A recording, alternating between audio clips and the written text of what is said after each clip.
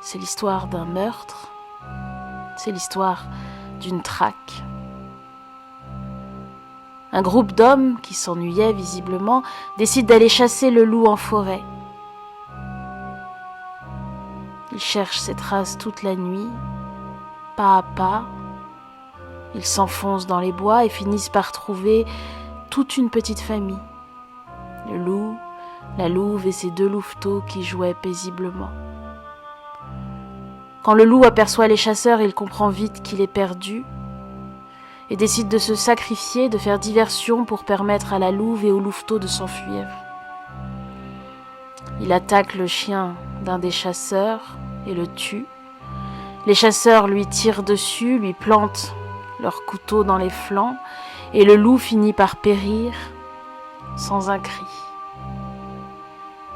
Ce poème en alexandrin d'Alfred de Vigny est une ode aux animaux, à leur courage, à leur fierté, à leur honneur, à leur dignité.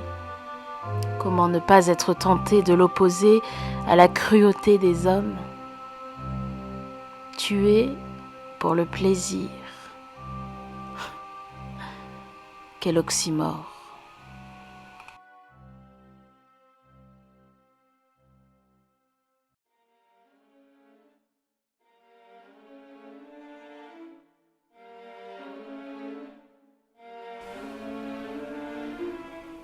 Les nuages couraient sur la lune enflammée comme sur l'incendie.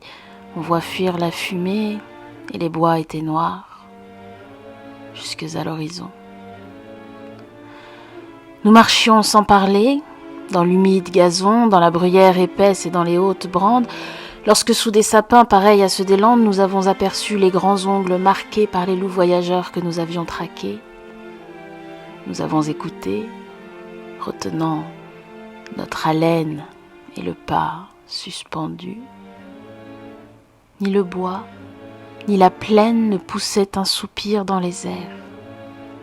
Seulement la girouette en deuil criait au firmament, car le vent, élevé bien au-dessus des terres, n'effleurait de ses pieds que les tours solitaires et les chênes d'en bas, contre les rocs penchés, sur leurs coudes, semblaient endormis et couchés.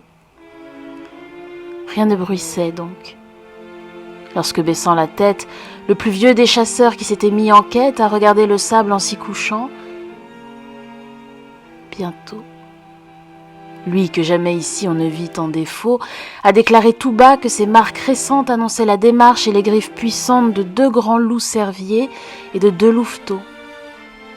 Nous avons tous alors préparé nos couteaux et, cachant nos fusils et leurs lueurs trop blanches, nous allions pas à pas en écartant les branches. 3 s'arrêtent, et moi, cherchant ce qu'ils voyaient, j'aperçois tout à coup 2 yeux qui flamboyaient. Et je vois au-delà 4 formes légères qui dansaient sous la lune au milieu des bruyères, comme font chaque jour, à grand bruit sous nos yeux, quand le maître revient, les lévriers joyeux. Leurs formes étaient semblables et semblable la danse, mais les enfants du loup se jouaient en silence, sachant bien qu'à 2 pas, ne dormant qu'à demi, se couche dans ces murs l'homme, leur ennemi.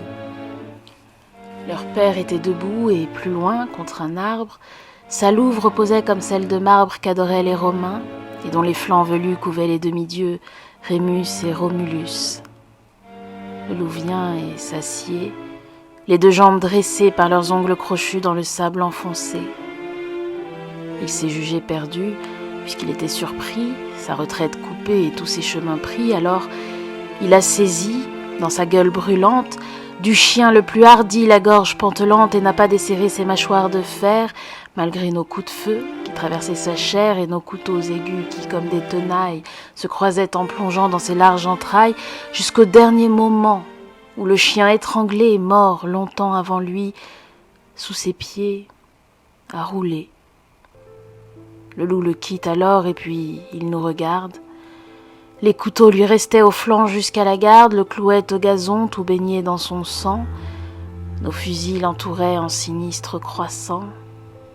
Il nous regarde encore, ensuite il se recouche, tout en léchant le sang répandu sur sa bouche et sans daigner savoir comment il a péri, refermant ses grands yeux, meurt sans jeter un cri.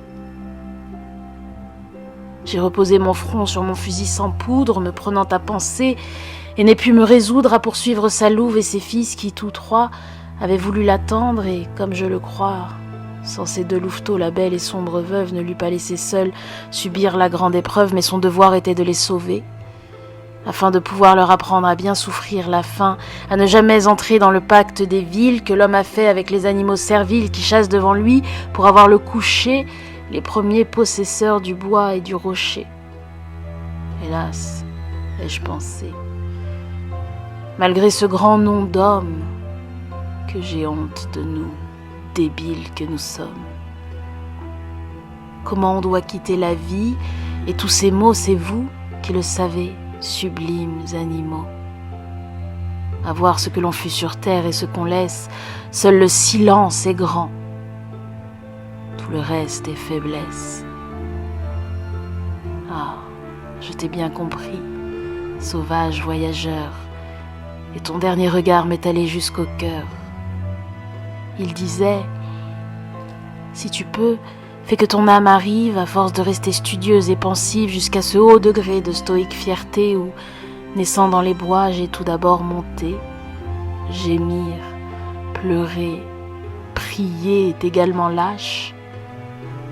Fais énergiquement ta longue et lourde tâche dans la voie où le sort a voulu t'appeler, puis après, comme moi, souffre et meurs sans parler.